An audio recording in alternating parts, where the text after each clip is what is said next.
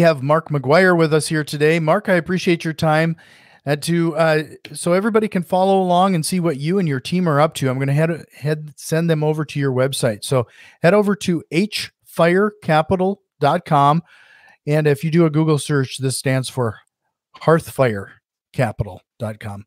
So I appreciate it, Mark. And we're going to be talking about quite a bit of stuff, because everything from you starting in a music career, getting into real estate, then real estate investing, but now you're talking about syndications and storage units and everything under the sun. So I appreciate your time here today. I'm excited to be here, Jack. Pumped. So, well, I just because I'm a bit of a nerd, a bit of a music nerd, you probably see some of the headphones in the background. I have to ask, like, music career, what was the story there? Because I even know that you signed a contract even at one point. Yeah, so the story there was I played drums in school as a kid, and then went from playing drums to playing in jazz band. It went from just traditional concert orchestral bands to then jazz band. I enjoyed playing drum set, took lessons there, and kind of met one of the guys that was in the band at the school, and he was playing a show at local university, Temple University at the time. He's like, "Hey, do you want to come and play drums for this show? We need a drummer." And it kind of evolved from there. And I was like a junior in high school or so. And, we just kept playing, and I thought they had some talent. I thought he had an ear, if you will, for songwriting and melody.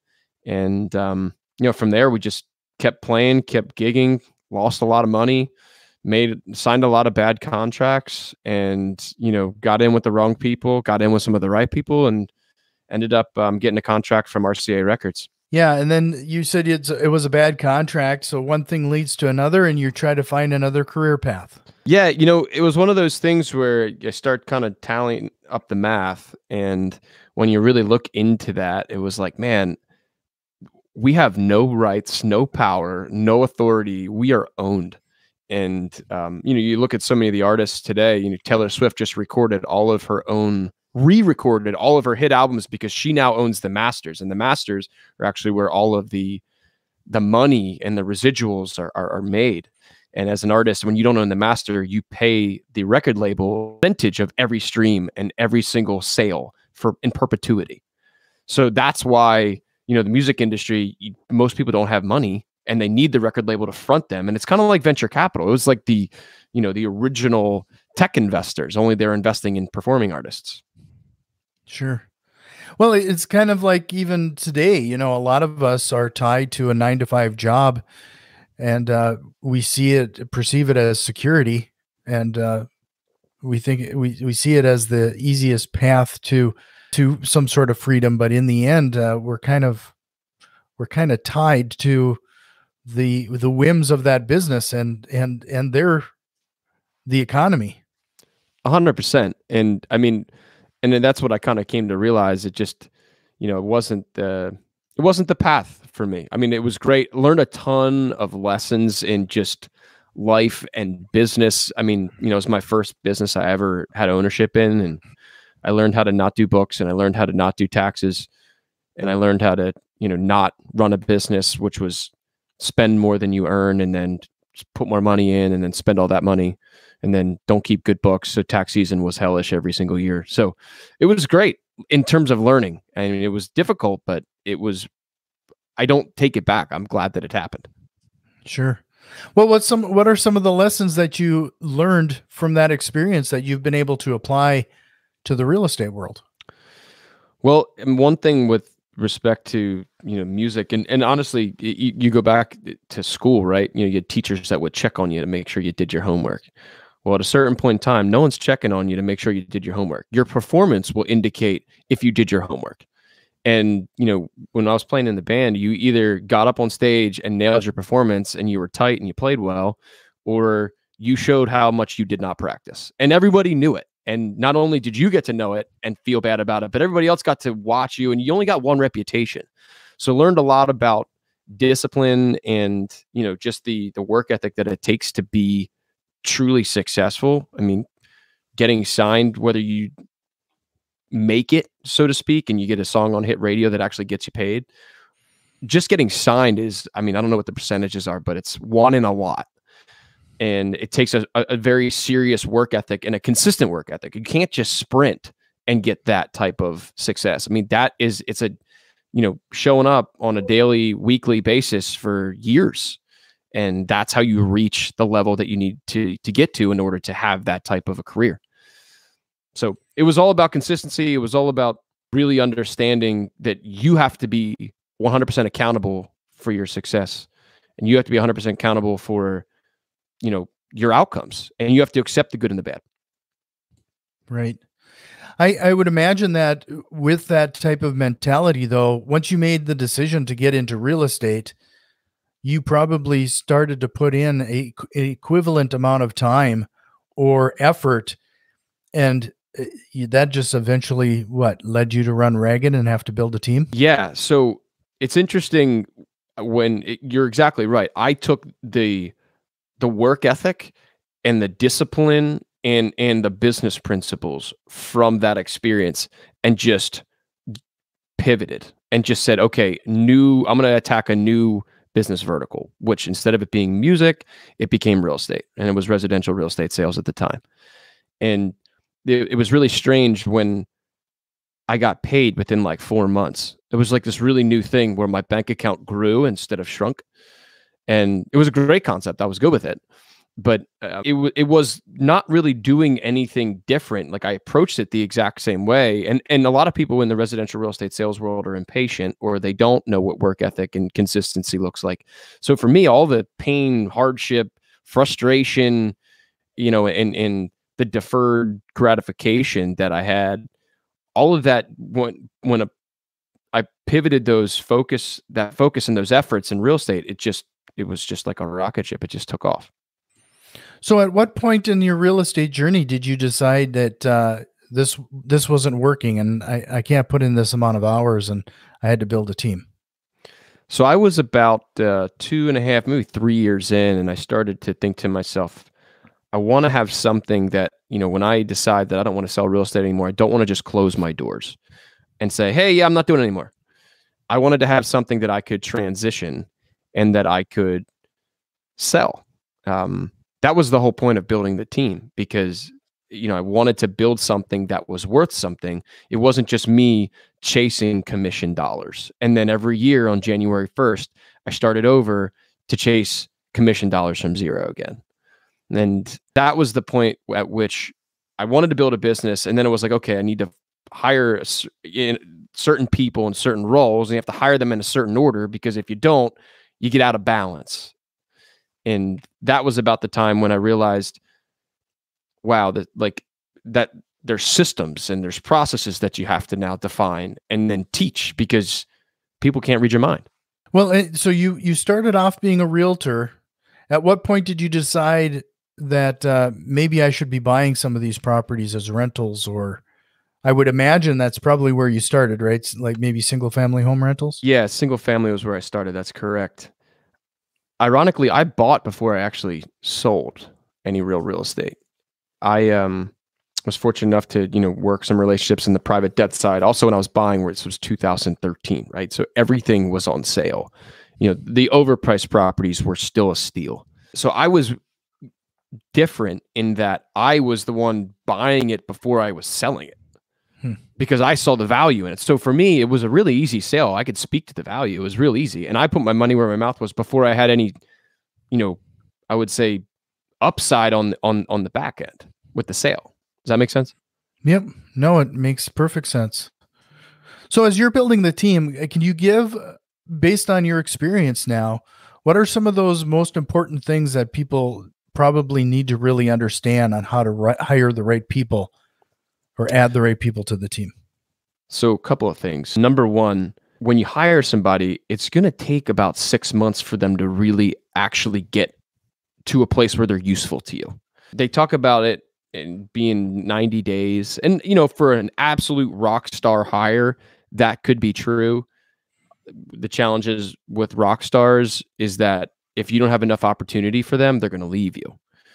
So rock stars are good when presented with the right opportunity, but they're also bad in that if there's not enough opportunity, they'll go create more elsewhere. So you got to be patient and understand that this new hire is going to be a drag before they are actually of benefit. And it's going to take a lot more to ramp them up, especially the first time you hire for that position. And you're going to hire that position wrong. You're not going to know what you're looking for. There's going to be parts in your hiring process that aren't going to be well sussed out. And you're going to find yourself in a place where you are making a bad hire. And they always say, slow to hire, quick to fire. That's the truth. And most people are, they hire in a more reactive way because they're like, man, I'm drowning over here. I need air. And they think, okay, I'm going to hire somebody. And then they're going to throw a book of responsibility at them and assume that they're going to catch it, open it up and say, yeah, not a problem. Page 1, let me go. Mm-hmm. Well, you just said that it could take as much as 6 months to get somebody ramped up. Yeah. What are some of those early signs that a person should be aware of then that you identify this could possibly not, this isn't the right fit and you should be quick to fire? So we put a probationary period with every hire that we do. Once again, slow to hire, quick to fire. So we have a 90-day probationary period that gives us the ability to see, are they showing up after they showed up? There's a lot of people who will talk a good game and you can fake it for 30 days. You might be able to fake it for 60 days, but in days 61 to 90, the rubber is meeting the road. Are they really a fit? Are they still showing up and doing the work with a smile on their face, or are there cracks in the armor? So I would say, give yourself a probationary period and it's mutually probational, right? It's not something where it's exclusive to you. Give them the ability to exit just as much as you have the ability to exit. So one of the things that I'm really curious about is that, you're got some experience, not only building a team, but kind of building an elite team. We have learned just through corporate statistics, and I think it surprises a lot of people, and some people might even put it in this concept of the 80-20 rule, but you're going to, more times than not, you're going to find that over half of a company's business is done by less than 20% of the people that are working there. In fact, if you look at statistics, it's like less than 5% of the people that work there. I mean, it's really a small number. How do you find the elite amongst the group? You interview more people. Like, everyone wants a magic bullet. I have a team of great people because I've hired more bad people than most people. And what happens when you hire bad people is you usually get your job handed back to you. And I think most people just they scratch their heads. They're just like, I don't understand. I hired this person. Why does it feel like I'm still working equally as much? That's a sign that the hire is not the right hire, or you didn't onboard them and train them correctly to set them up for success. So there's two components to hiring somebody and doing it well. One, you have to identify and then hire the right hire. But second, you have to onboard them and give them the tools to succeed, because sometimes you could have a great fit, both culturally and skill-wise, but that person may not be given the training to get ramped up or to become, accommodated to what you're doing. Mm-hmm. So it's a two-way street. I mean, not only you have to find the right person with the right skill set and the right attitude and culture fit, but you have to give them the training and the tools to be able to be successful in the role. I hate to simplify this as well, though, but I'm going to say I'm victim of this as well. I know you need some. At one point I hired somebody to help with the real estate investing, and you start with trying to find a warm body instead of taking a moment and actually writing down and defining what you need help with and defining that role so you can find that correct puzzle piece. Totally agreed. I think some of my biggest lessons in hiring people came from those that I hired that were wrong, and me reflecting on the pain that I incurred. I big proponent of journaling. I do it every day? No, but I do it probably 4 to 5 times a week. And I find myself as an avid journaler, especially in failure, because that allows me to kind of do the brain dump of all the pain that I'm encountering or that I'm feeling. And I extract the best lessons through my mistakes. And I think that was advice I'd give anybody. Like, if you're trying to do something, put it on paper and then go and then, modify your process to execute. But at the same time, put it on paper when you fail, because that's going to help you then tailor your process the next time to be more successful and even better. Because you're going to say, hey, that's a red flag. I'm not even going to continue to engage with that person. Well, can you give us an example of a situation where you just didn't hire the right person for the right role, and man, what happened? I have a lot of examples. I hired the first assistant I ever hired, an executive assistant. I hired somebody to do a lot of the administrative tasks with real estate. And she worked with me for 10 months. First assistant I ever hired. I still don't know why she said yes. I was like 26 at the time, paying a 40-some-year-old woman to work for me. It was actually really wild. I didn't really suss out with them their long-term goals. Because if you don't know where they are and where they want to go, even if you were to do a great job and make good on everything you said to them, but you didn't take the time to understand where they wanted to be in a year or in 3 years or in 5 years, you may be totally missing the mark, even though in your head, you think you're crushing it.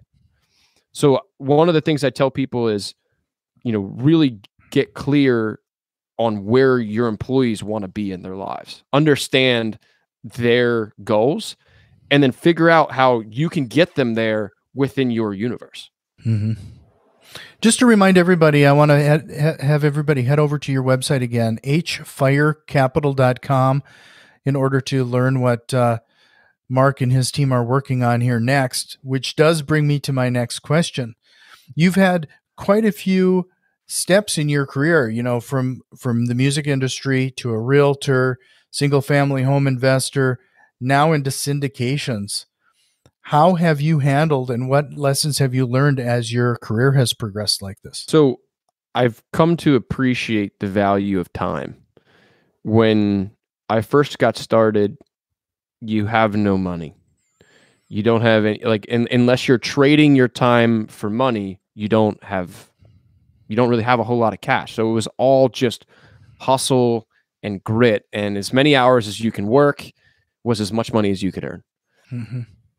And so then it was like, okay, I'm going to buy one asset, I'm going to get it cash flowing, and then I'm going to save all that money, I'm going to reinvest it. I've read more books than I wish to admit, thinking that there's some magical formula for building wealth. The secret is invest, don't take the principal out, and then reinvest all the distributions and dividends. Like, that's it. There's the whole secret to wealth building. Any money that you put away to invest, don't take it out to live on until you have it kicking off more than you can actually go and spend. Right. That being said, when I learned the value of time, like I there's only so many hours in a day for me. I can't be in sales and in maintenance and in, construction and in, finance. I can't be all of those things. So you had to figure out, how do I maximize my time in a way that would be the most profitable? How do I maximize my dollar per hour? And so that's where you can't, it's hard to scale single family homes. Like, the infrastructure, the people count that you need to have on your team to scale that, it's insane, because you have, roof, sewer, heater, air conditioner, washer, dryer, kitchen, bathrooms for every property. Mm-hmm. Versus in a multifamily property, you got one roof for 10 units. You got one plumbing system for 10 units. So it's less to maintain, to get better economies of scale. That's where I ran out of time to find my own deals, because at a certain point, there was only so many deals that you could execute in a period of time. And I wanted my money to continue to be accountable for earning as much as it responsibly could when you adjust it for the risk. And so that's where the syndication came in for me. I started to say, hey, I went from single family, bought another single family, bought a quadplex. And then I was like, man, I have so much responsibility on my day to day basis. Plus I have all these rentals. I can't take that many more rentals on. And I wasn't ready to pay a property manager yet because a lot of our stuff just wasn't crazy, but when it hit, it seemed to all hit at once. Yeah. So that led you to multifamily and then now storage units, right? Yeah. So I started participating in syndications. I was introduced to the concept in 2017. And I feel like most people, I didn't really believe it. Podcasts were just really to kind of starting to catch on. So the Bigger Pockets thing was building. Now, everybody who listens to podcasts knows what syndications are. 2015, 16, 17, syndications was like the dark web. Nobody knew. And I realized once I started to work within them that, there was a lot of opportunity there. And I liked the ability that I got a great return on my time. That's what I really appreciated about it, because I could write a check and then go back to doing what I need to do on a daily basis to earn more cash. But it was giving my money the ability to work for me without me having to be the one working all of it all the time. Sure. So this almost sounds like a natural progression then. You went from the single family homes and multifamily and now the storage units. Are you creating your own syndications, or are you looking for syndications, doing the due diligence on syndications? Yeah, so we sponsor our own syndication opportunities. We are not the fund of funds model. What we do, we go and we hunt for the opportunities. And, in the self-storage space, we've traditionally acquired existing cash flowing facilities that presented expansion opportunities in markets that there was sufficient demand to execute the expansion. Sure. So now, we're looking, the economic climate is tumultuous at the current moment in time, I would say. That's a kind way of saying it. Yeah.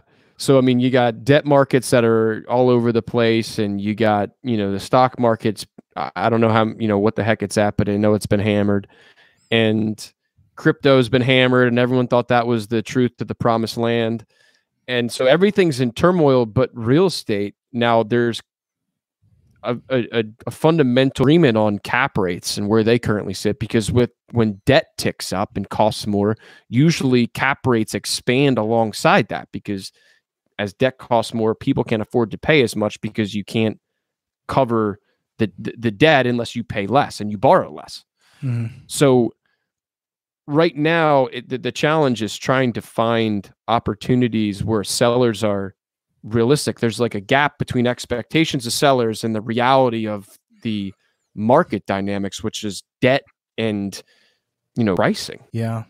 So what was the progress here now? Are you focused mostly on self-storage units? You just still do multifamily? And if you do just storage units, was it just because of the simplification of the model that attracted you to that? So we only syndicate self-storage. That's all we syndicate. I'm a partner in 13 syndications now. And it's multifamily, hospitality, industrial, self-storage. And then I'm invested in some businesses as well. But self-storage, what I really love about self-storage is it's kind of like the halfway house for multifamily investors. It's like people, you're sick of pulling your hair out trying to go and, fight for diminishing returns in an oversaturated market. And self-storage presents some, I'm going to say, barriers to entry with respect to the capital that's required, because your leverage position is lower. Traditionally, self-storage is going to lever at 65 to 70%, whereas multifamily will go 75 to 80.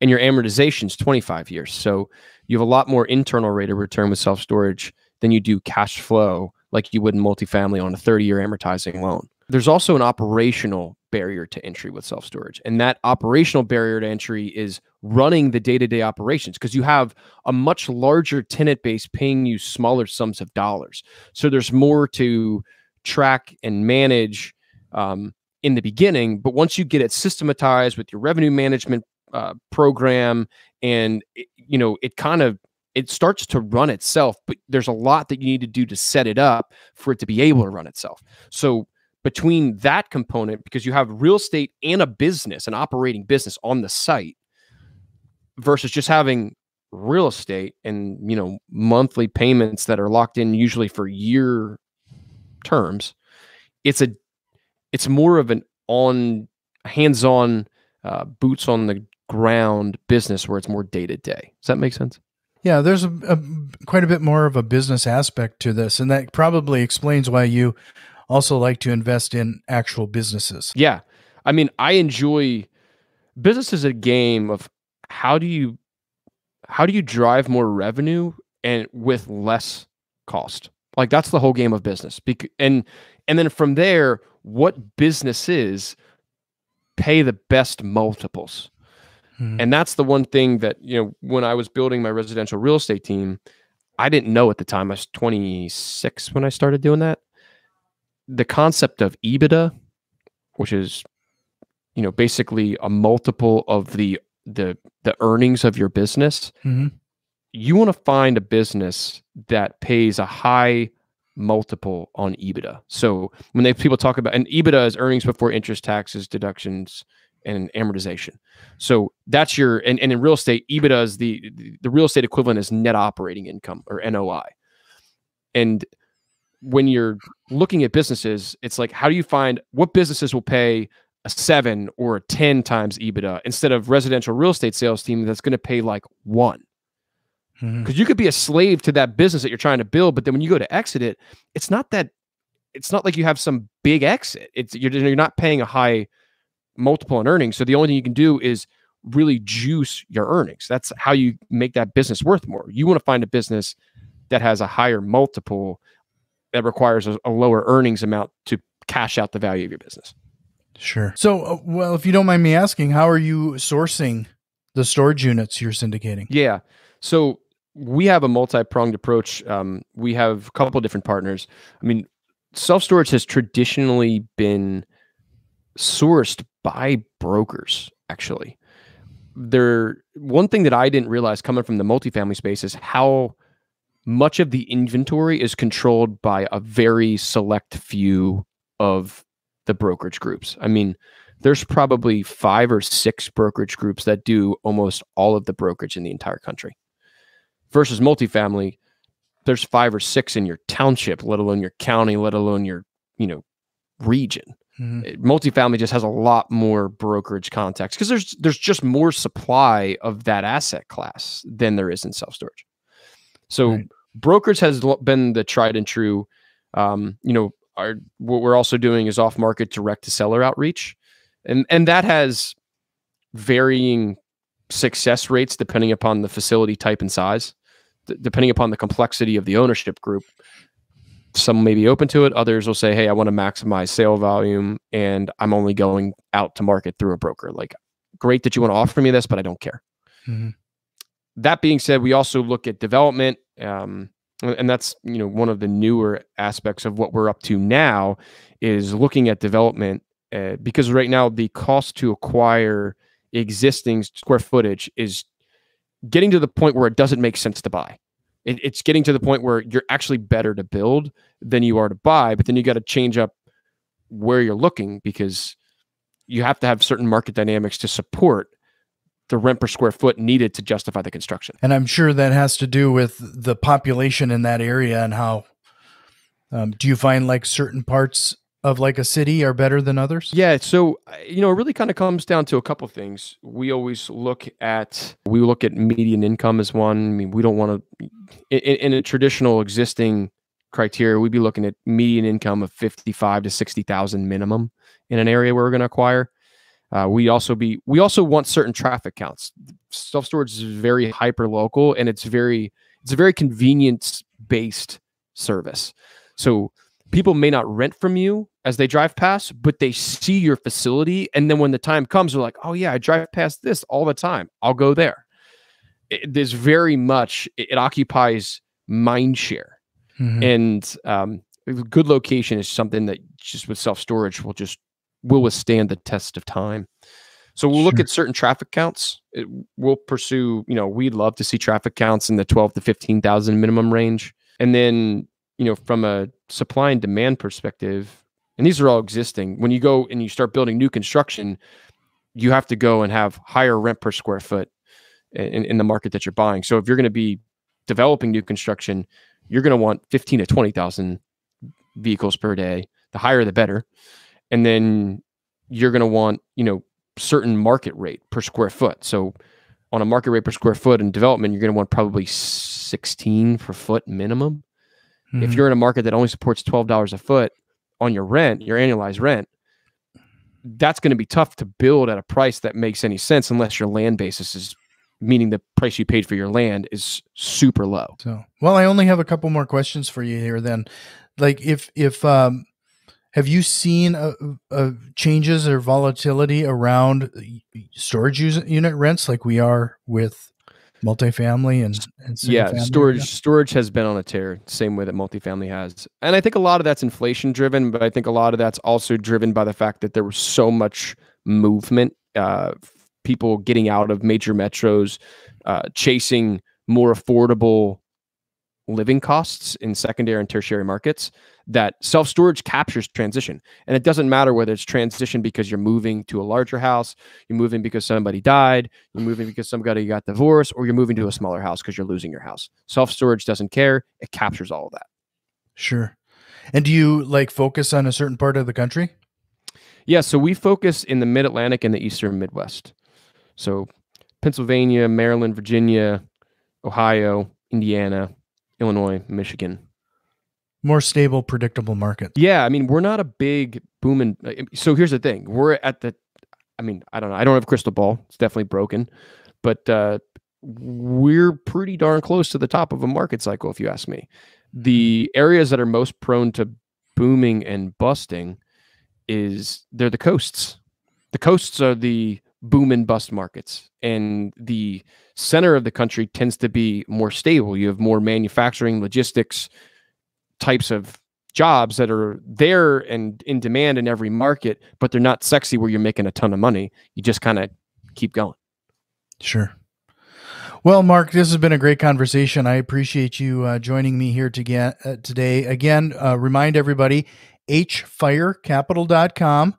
That's hfirecapital.com. I'll make sure to have that link in the show notes. So head over to reimastermind.net and check that out, or swipe right on your podcasting app and find those show notes. But before I let you go, Mark, is there a question or concept you wished we would have covered here today? No, you did a phenomenal job. Kudos, Jack. Well, I appreciate that. Well, thank you, Mark. I hope you'll consider coming back again sometime. Absolutely.